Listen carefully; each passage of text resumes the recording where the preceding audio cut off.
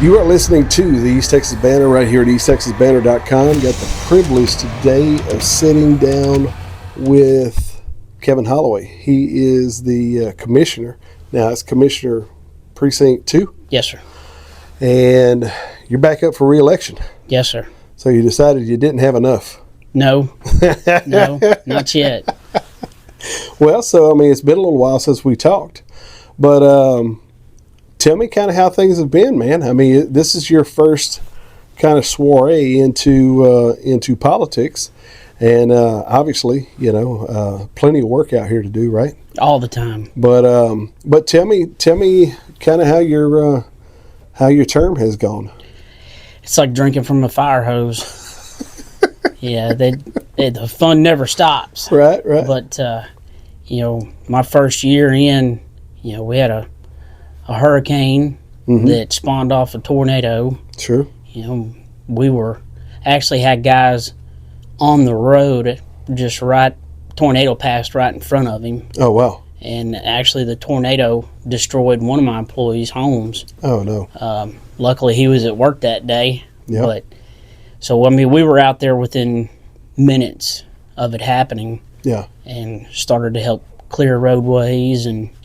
But in the days to come, we actually contacted our debris, or the people that we have contracted for debris pickup. Right. So it's so much. I mean, it left a horrible trail and damage huge trees down everywhere, people's property. So once we're in a disaster declaration, it kind of gives us the authority, with property owners' permission, of course, to go and help them out, because a lot of people don't have big equipment to move that kind of stuff. So we were able to help out a lot of people in that area down 252 and County Road 298 and through that area where the tornado really, really hit and did a lot of damage. Right. But so what do you think has been your biggest accomplishment since you stepped in? Because, I know there were, obviously, it's difficult sometimes to get all the work done, but what do you feel like has been kind of your key points? We've really studied, a lot of the guys that I've got several guys that have retired and came back to work part-time, but I've still got a pretty young crew. So figuring out the process of fixing roads, fixing potholes, and really trying to try different methods and what would work best, investing the best money and time, into each project, but really taking our yearly budget and sitting down and looking at it and trying to come up with one or two roads that we can overhaul and repave the whole thing, every year has kind of been a key focus for me. We've repaved 2 roads in Rayburn Country that were dire need of repaving.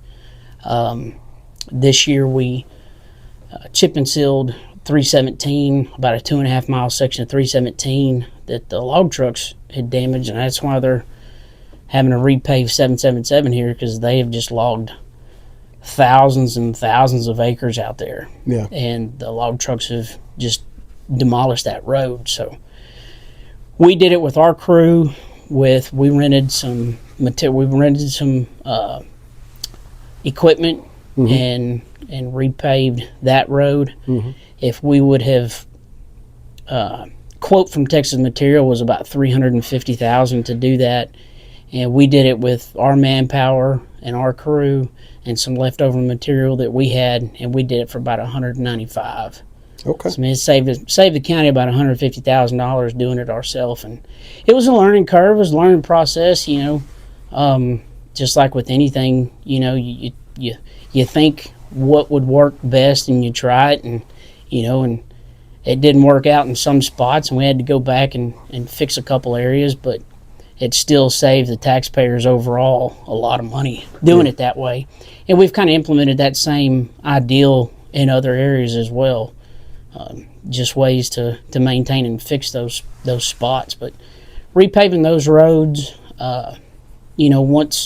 once a paved road has a void in it, you're limited on what you can do to fix it. Quick fixes to put pothole patch in it, Sure. Sometimes it holds up, sometimes it doesn't. Just kind of depends on, if there's garbage trucks and school buses, they'll destroy a road. Sure. So these community roads like in Rayburn Country, but they haven't been touched in 20 or 30 years since it was originally paved way back when, but they're holding up great. Yeah. We used a different material other than asphalt. They called a quickset oil sand. Okay. And it's half the price of asphalt, but it's just as sturdy. Really? And us working really close, Texas Materials is one of our main contractors that we've got in the area. So we've got a really good relationship with them, reaching out to them and getting their advice and their input on, what the best direction is on fixing roads and how to do that. It's been really, really good for us. Well, and then also the economics, because, if you're finding a product that's just as stable, for half the price, that matters. Right. That matters long term for sure. Right. Yeah. We want to invest, if we're going to spend money on a road, I want it to last, obviously. Sure. So cheaper's not always better. Right. You can get by. Like I've got a quote right now to repave County Road 219 in Brooklyn. And, if we do a 2-inch overlay, which I want to do, you can go down to 1.5 inches, but you're knocking off about 7 years worth of time on that road. Really? So, and you're only saving 25%. I got so you. it's not worth. I'm always looking for the best bang for our buck. Sure.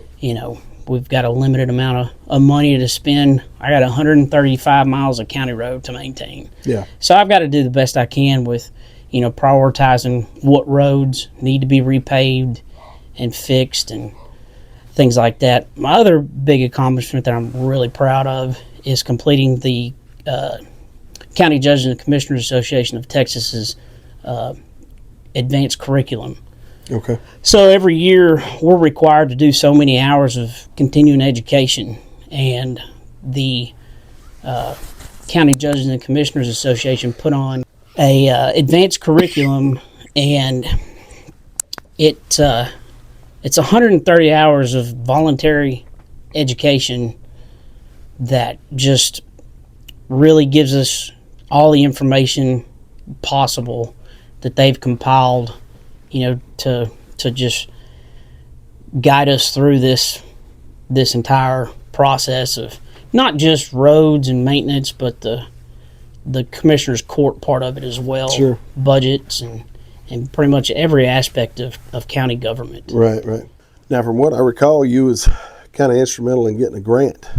Yes, so in 2023, right after the Sherwood Creek fires out in Amesling River area, Mm-hmm. we knew that we had not so much a problem on the county's end, but I knew the Forest Service had some special grants out there. And one of the things when I came into office that I wanted to try and get was new equipment. Yeah. A maintainer costs $450,000, $500,000, and it's just not feasible to just outright buy one. Sure. You can buy a used one. Sometimes you might get lucky. I'm not a big fan of buying a lot of used stuff, because we use it so much. You don't get warranties, but so I reached out to some grant coordinators and some grant writers and told them I was looking for, there had to be grants for equipment, maintainers, dozers, backhoes, anything. Yeah. And they came back to me right after that fire and said that the Forest Service has a community wildfire defense grant, and you can buy all kinds of different things. Didn't really have a list at the time, so I said, yeah, let's see what we can get. And they came back to us, and we were awarded a $10 million grant from the Forest Service. Wow. And a large portion of that went to each precinct. So each precinct got a little over $1 million to buy new equipment. Side boom mowers, backhoes, dozers, skid steers with mowers, and that also provided 2 full-time positions at each precinct, along with 2 coordinator positions. Right. So bringing jobs to the county, and this $10 million grant had no match. So this was Totally Straight money. didn't cost the county a dime. Sure. So the Commissioner's Court approved it, and I was so appreciative and proud that we were able to acquire that. And with it, we bought two Manus mowers that are state-of-the-art side boom mowers. They're not your typical John Deere tractors with a side boom mower on it. These are very, very expensive pieces of equipment that are specialty made for this type of thing, and it's work we're already doing. Right. Side boom mowing and clearing right-of-ways, and we've bought skid steer attachments and trucks and trailers, and we bought a Mini X. It's not really a Mini X, it's a mid-size Mini X, but that grant has provided us with a lot of new equipment that we didn't have to go out and purchase ourselves. Sure. And provided jobs and salaries that doesn't cost the county a dime. We just have to keep up with a little bit of paperwork and turn it into the Forest Service at different times during the year. And we were one of the first counties to ever get it, so we're kind of a guinea pig on all of it. But it's working out great. It's really cool. Working out great. So what do you feel like was the one thing that kind of caught you off guard about the position, or maybe you just you may have underestimated? Our precinct's so stretched out between going all the way from Brooklyn to Magnolia Springs. Sure. What caught me off guard is being able to service as much of the area as I can. Because, like I said, we've got 4 full-time employees, road and bridge operators, and I've got a handful of part-time guys that come in half the week. So, Wednesdays and Thursdays we're down to 5 guys, and it's really hard to do as much work as you want to, with just a limited staff and everything. But doing that, and then just trying to navigate, just trying to make people happy. Sure. It's hard to do. Yeah. I think most people are genuinely happy, and we get a lot of good response. I mean, a lot of people, they'll call us and thank us, and we do get appreciated, and it's really nice to hear that. Yeah. But everybody thinks that their road is the main road that only needs to be worked on, and sure. It's difficult trying to explain to people, and it sounds like it's always excuses. But I learned from the sheriff's office, if you talk to someone, and listen to their complaint, 99% of the time they just want to be heard. Right. So, having that background's helped transition here, just being a public servant. Sure. Yeah, no doubt. So, looking ahead, if you are lucky enough to get reelected, what are you looking at, moving forward? So, like I said, 219, County Road 219 in Brooklyn's a road that we'll be repaving soon. We'll actually have Commissioner's Court tomorrow to discuss going out for bids on it, and it's about a little over a mile and a half road. And it's got a lot of heavy equipment that runs on it, buses, trash trucks. There's a couple of people that drive log trucks. There's a gentleman down there that he works on big trucks. Yeah. So, we can't be too shy or short on, spending the amount of money that we need to fix that road. Because like I said, if we do an 1.5-inch overlay on it, as opposed to a 2-inch overlay, we're going to be shooting ourselves in the foot. Sure. Because if we can get 7 more years out of that road, that's worth more than 25%. Yeah. So that road, there's a couple of other roads that we're looking at. We've got County Road 317, County Road 328, all down in the Horn Bottom area. They just finished up a paving job down there that was a grant project, and should be wrapping that up pretty soon. We got a section that they still need to go back and finish. We're just waiting on some environmental stuff.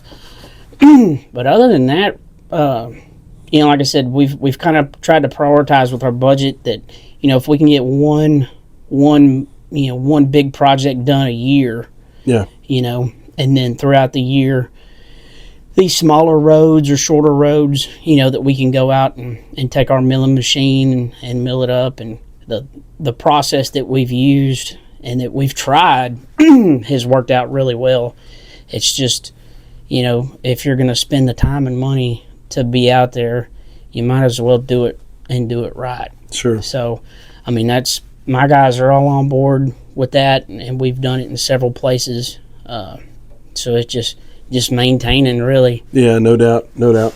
So if there's somebody out there who's kind of on the fence, or maybe they hadn't even really thought about the commissioner's race, you got any specific message out there that you want to put out to them?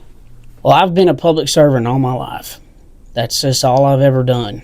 I worked for the prison system for several years, and I worked at the sheriff's office here. I've devoted the majority of my adult life to Jasper County, and want to continue that. I've got a wife and 6 babies at home that I've got to take care of. Sure. And this job means everything to me.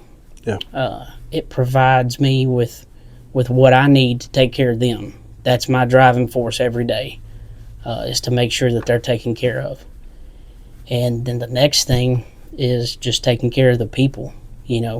I'm in charge of their tax dollars, and making sure that it's spent correctly and appropriately. Yeah. is big important to me.